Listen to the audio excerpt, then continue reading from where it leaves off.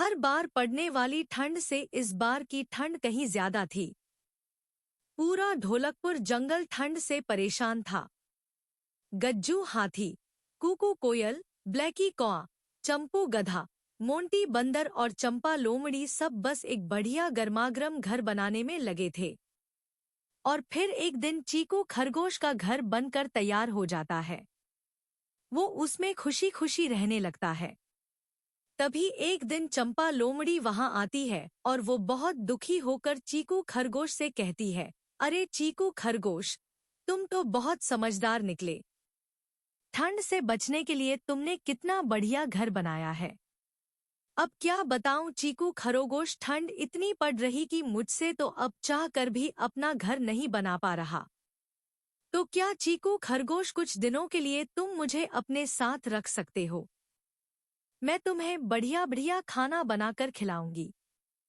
चीकू खरगोश उसकी बात मान जाता है और उसे अपने साथ अपने घर में रहने देता है।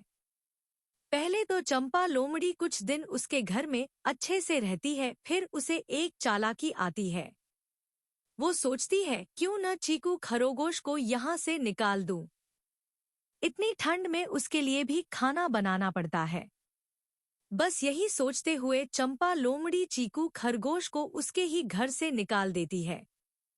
चीकू खरगोश उसको खूब मनाता है, अरे चंपा, इतनी ठंड में मैं कहाँ जाऊंगा। लेकिन फिर भी चंपा उसकी बात नहीं मानती। दुखी होकर चीकू खरगोश को अपने घर से निकलना ही पड़ता है। तभी चीकू खरगोश मोंटी बंदर के पास जाता है और उसे चंपा के बारे में सब कुछ बताता है और उससे कहता है कि वो उसके साथ चले और चंपा को घर से बाहर निकाले। चीकू खरगोश को लेकर मोंटी बंदर चंपा लोमड़ी के पास जाता और उस पर गुस्सा करते हुए उसे बाहर निकलने को कहता है। तभी चंपा लोमड़ी मोंटी बंदर को धीरे से अपने पास बुलाती है और उसके कान में कहती है, अरे मोंटी बंदर, तुम यहाँ रह सकते हो। इतना गर्म घर देखकर मोंटी बंदर चंपा लोमड़ी की बात मान जाता है और फिर दोनों मिलकर चीकू खरगोश को फिर बाहर निकाल देते हैं। अब चीकू खरगोश ब्लैकी कौए के पास जाता है, उसे पूरी बात बताता है। मोंटी बंदर की तरह ब्लैकी कौआ भी चंपा लोमड़ी के पास जाता है और चीकू खरगोश को उसके ही घर से निकालने के लिए उस पर गुस्सा करने लगता है। फिर चंपा लोमड़ी ब्लैकी कौए को भी अपने साथ रहने को कहती है। मोंटी बंदर के साथ साथ अब ब्लैकी कौआ भी उन लोगों के साथ रहने लगता है। ये सब देखकर चीकू खरगोश को अब कुछ समझ नहीं आ रहा था। जिसको भी लेकर आ रहा था वो सब चंपा के साथ उसी के घर में रहने लग जा रहे थे।